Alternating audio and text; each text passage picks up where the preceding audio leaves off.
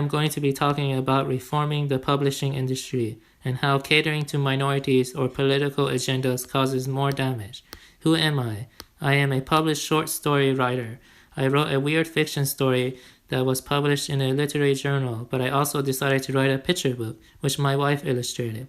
During my process of querying agents, I noticed a disturbing trend of trying to brainwash children with leftist ideals. Why should you care? The future generation of children will most likely be reading these works from schools and be negatively influenced. The publishing industry is straying further away from the true purpose of literature.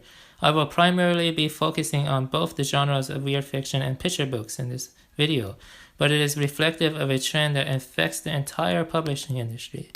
What is this video about? There has been a huge trend of agents asking for marginalized voices, LGBTQ+ themes, and more for a leftist agenda. The leftist agenda and identity politics destroys the purpose and meaning of art. Art should be judged based on its own merits in relationship to the classics of said genre. This video is not trying to promote one political position over another. Instead, it is trying to stop the politicization of art, which literary agents are pushing for. Example, the recent 2020 Caldecott award-winning book, which is a picture book, The Undefeated, is written in bastardized English and supports black victimization narratives. The 2020 winner only serves to perpetuate a narrative of guilt onto white children and validate victimization narratives of blacks. The art is bad, and the story solely exists to serve the narcissism of blacks while encouraging whites to worship them. Compare this to the 2018 winner, Wolf in the Snow, which is a minimalist message of saving a baby wolf during a blizzard. As you can see, the left is the undefeated. The art is not charming, and the English is atrocious. It's pretty much ebonics. And they try to pass this off as literature to children. The right is Wolf in the Snow, which is much more charming and enchanting. Another recent example, Matt D. Lapina's Love, which is a bestseller, is an uninspired work that also seeks to promote multiculturalism. I attended a convention where he spoke. He could not stop victimizing himself and the injustices he suffered from systemic racism. He did not even discuss art. The book is pretty much just a bunch of very bland sayings about love, uninspired sayings about love, and just showing diverse people. If not politics, what should picture book industry be based on? The classics serve as the foundation for a genre. In the case of picture books, it is largely based on Golden Age illustrators like Walter Crane, Louis Wayne, John Barr, Ilsa Biscoe, Kay Nielsen, Maxfield Parrish, Randolph Caldecott, Arthur Rackham, Beatrix Potter, Racy Helps, Molly Brett, and much more. These people try to portray a wondrous beauty and mystery in the natural world, or mythical stories, rather than push trite, guilt-ridden messages onto children. As you can tell, the artwork here is much more enchanting. I really like Fritz Baumgarten's artwork. It's in the bottom left, for example, and I highly recommend the book A Treasury of the Great Children's Book Illustrators, edited by Susan E. Meyer. That gives you an idea of what this genre is supposed to be about, the illustrators that gave it foundation.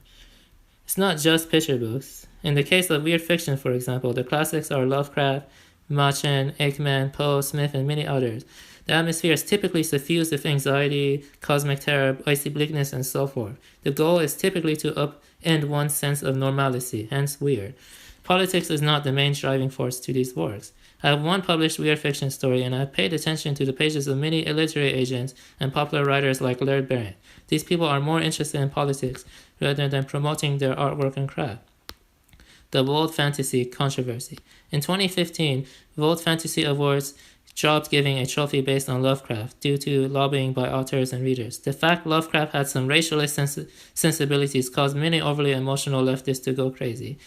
And yes, some of his stories do have some racist undertones, but he's still highly influential, and I don't see how you can reduce his entire vision to just racism, because you can read about his views regarding cosmic terror and the insignificance of man, for example. Those are his views, and it gave foundation to the genre because he was a very good writer.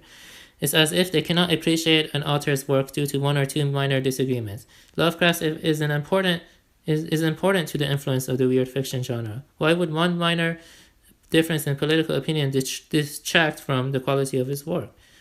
Laird Barron's Facebook outburst. He is a very popular modern weird fiction writer. My friend, who is also a weird fiction writer, was banned from Laird Barron's Facebook. He took issue with the publishing industry's desire to push for inclusive diversity. He also raised some concern regarding open borders for unruly Muslim refugees.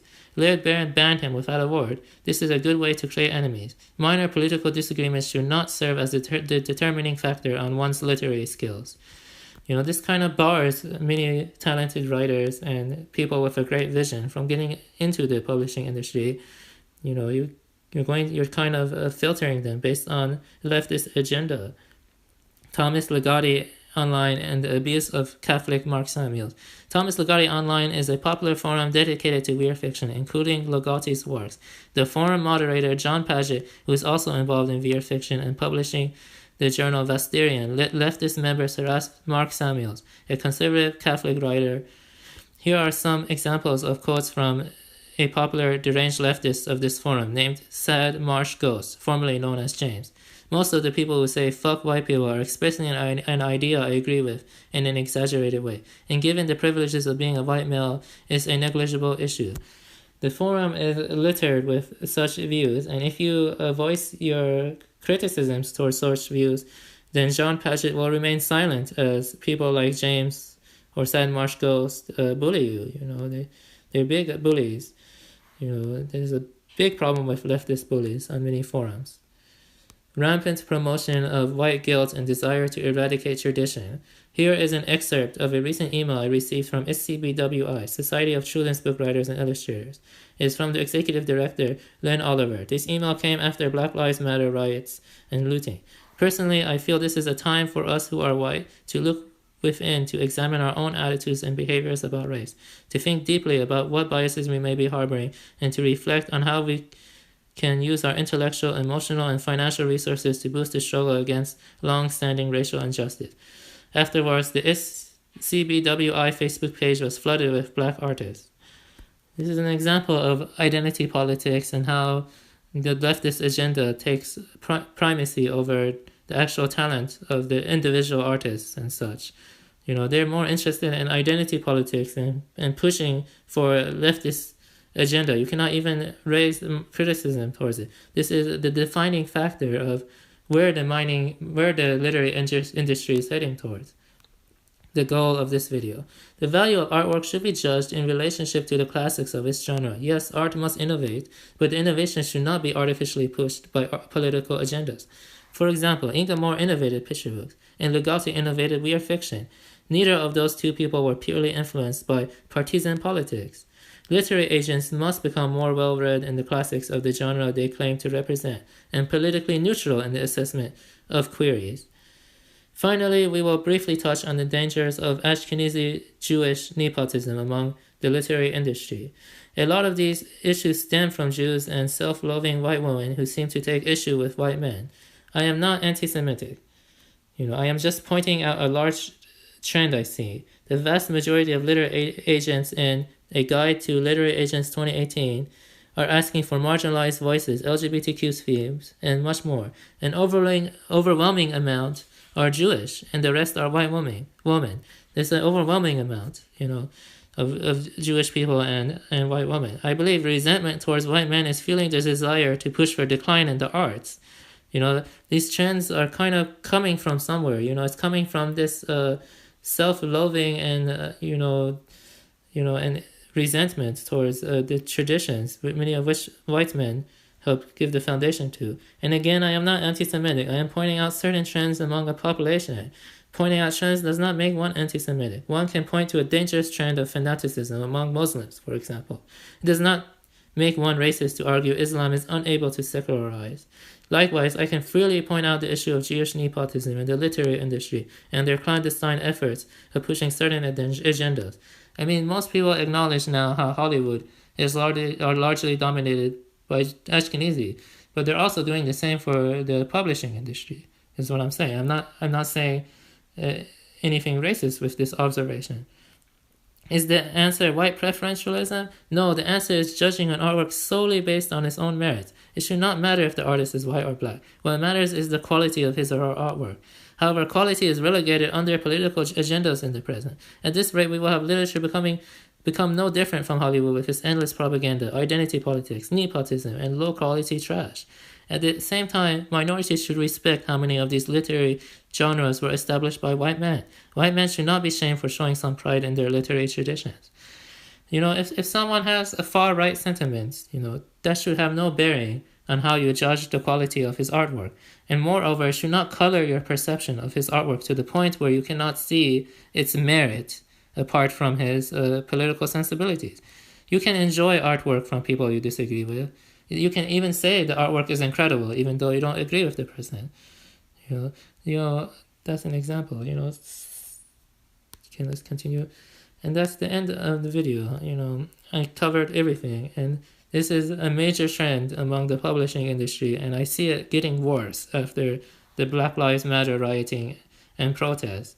You cannot really even engage with these leftists and try to because they're going to scream racism at you. They're going to scream racism at you and dismiss everything you say. And in fact, that will put a black mark on you, and it will prevent you from getting involved in the industry.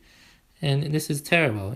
This is going to destroy the country. All this self-loathing and bowing to people and this worship of victim consciousness, is not good. Trying to collectively guilt people, is bad. Why should white people be collectively guilted? Why should it also affect their publishing industry? It's their whole own artwork. It's crazy.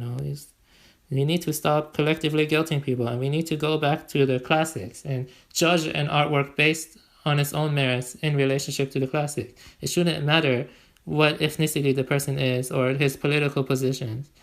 And I pretty much covered all of that. And thank you, and please leave your comments.